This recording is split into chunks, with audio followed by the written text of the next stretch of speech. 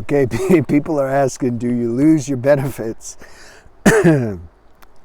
when you relapse? But see, you should tell me, how do you feel? How do you feel if you got a streak going and then you relapse? Do you not know? You got to know what your benefits are. If you know what they are, and then you relapse, then you can ask yourself, like, did I lose my benefits? Right? Like really, like you got to start trusting yourself. You got to listen to intuition and let it tell you what's what. You know, I'm trying to see, like, why would you ask that question? Did I lose my benefits? See, I have to do work for you to figure out. I go inside your state and see, like, why are you asking that? So I relapse. Did I lose my benefits? It's like you don't trust yourself. You don't trust your own self, your own ability to discern in this inner voice that's guiding you. So then you have to ask somebody who you do trust and have them tell you. Or maybe you do feel you lost some benefits, but then you want somebody maybe to tell you that you didn't and everything's okay. Maybe, see, this is the third one, maybe you know that you didn't really lose all your benefits, but you just want some confirmation from someone that's been doing this for a while to say, yeah, bro, everything's good. You didn't lose your benefits. I think it's a combination of all three scenarios, but I'm going with the first and third more.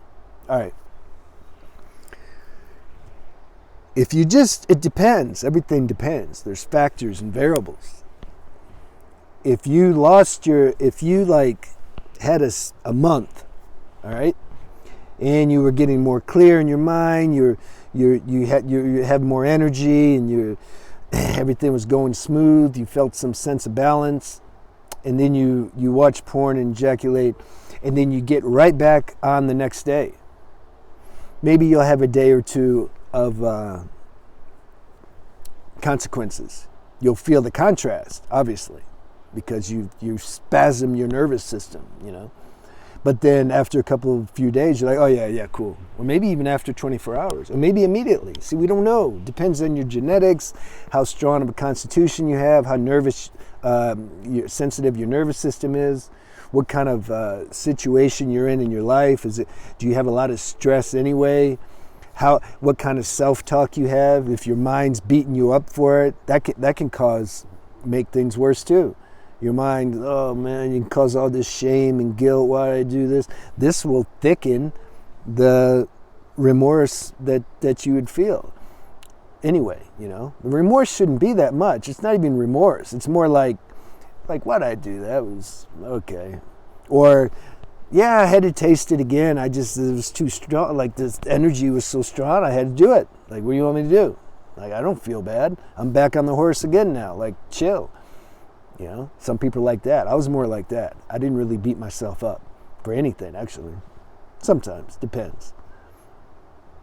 I'd feel bad sometimes when I would break a girl's heart. Nah, I really did.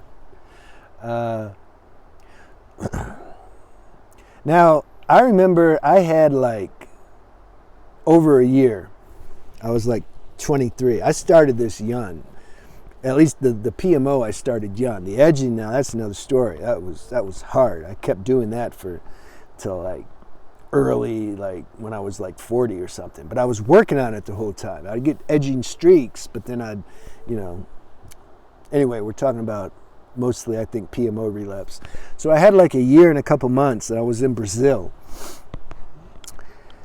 And I went to this massage parlor, and I don't know, man. She was a really nice girl.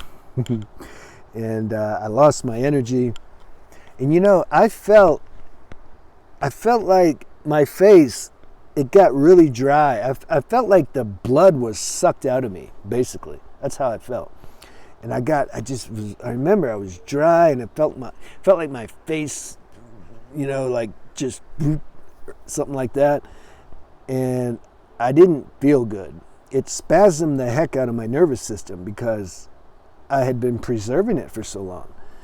And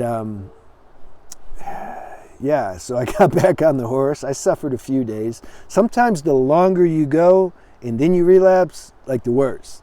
It's like I was fruitarian for a year and a half.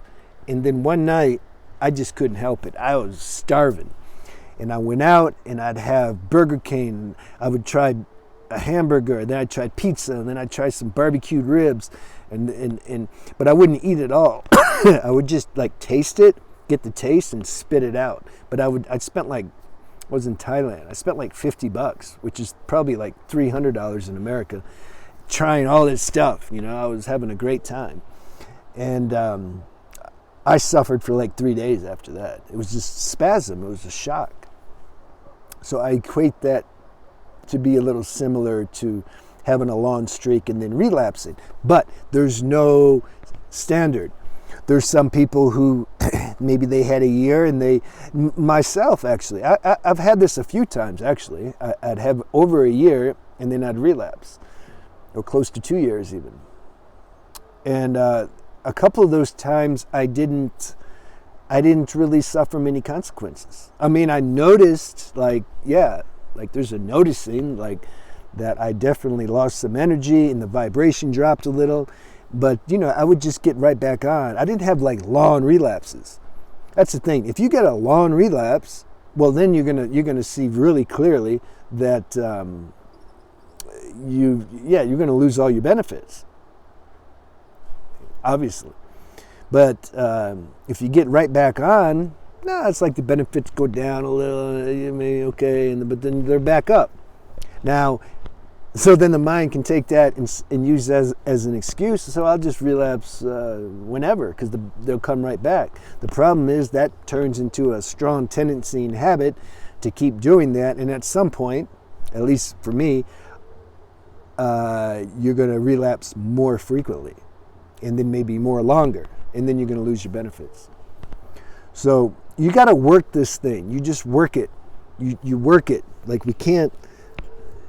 It's like everybody's got to go through the process. You know, there's some few that are gifted and lucky, and they just get it. You know, but most of us got to go through this process.